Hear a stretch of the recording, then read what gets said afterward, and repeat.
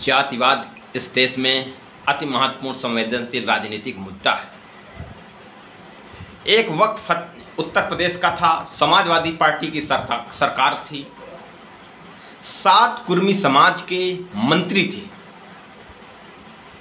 लेकिन इस देश की मीडिया ने, मनुवादी मीडिया ने जिस प्रकार से प्रदूषित और झूठे आरोप यादव समाज पर लगाए, यादव राज, गुंडा राज, अखिलेश राज, गुंडा राज जैसे मीडिया में चलाया और कुर्मी समाज को इतना भ्रमित करने का काम किया कि कुर्मी समाज समाजवादी पार्टी से अलग थलग होकर के भारतीय जनता पार्टी का हिस्सा बना। और उस हिस्से में सबसे ज़्यादा कुर्मी समाज का नेतृत्व करने वाली स्वर्गीय सोनेलाल पटेल की पुत्री अनुप्रिया पटेल जी ने अहम भूमिका निभाई और कुर्मी समाज के बहुत से लोगों ने उनका अपना नेता माना। फतेहपुर में एक ऐसी घटना घटती है जहां पर कुर्मियों का जहानाबाद विधानसभा और बिंदकी विधानसभा एक वर्चस्ववादी सीट है। वर्तमान समय में सांसद भी हैं।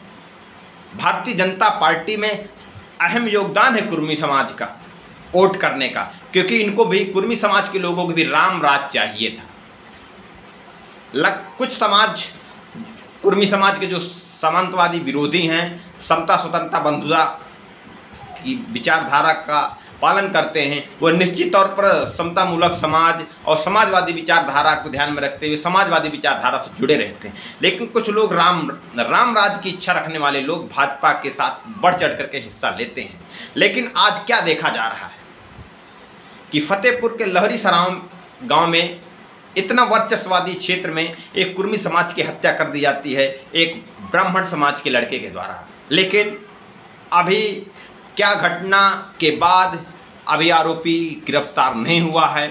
कुर्मी समाज ने, पटेल सेवा संस्थान और कुर्मी समाज के लोगों ने, सामाजिक संगठनों ने जिला अधिकारी महोदय को कानूनी कार्रवाई की मांग किया है। लेकिन अब यह देखना है कि जो भारतीय जनता पार्टी में जनप्रतिनिधि हैं फतेहपुर जिले के, उनकी अहम भूमिका क्या होगी। उत्तर प्रदेश सरकार में आदरणीय आशीष पटेल जी और आदरणीय अनुप्रिया पटेल जी की क्या भूमिका रहेगी, क्योंकि इस देश में जातिवादी मानसिकता का ऐसा माहौल है।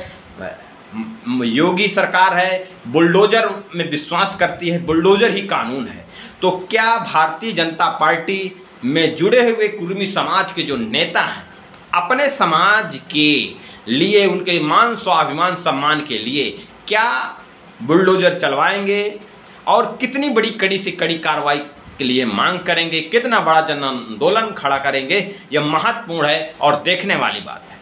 क्योंकि आरोप तो बहुत लगाया गया था गुंडा राज को हटा करके राम राज स्थापित किया गया है। तो क्या इसलिए राम राज स्थापित किया गया है कि ओबीसी के लोगों को, एससी के लोगों को, एसटी के लोगों का उत्पीड़न किया जाए, जाति उत्पीड़न किया जाए। ये कुर्मी समाज की कोई पहली घटना नहीं है। यादवों के साथ घटना हो रही है कुर्मी समाज के।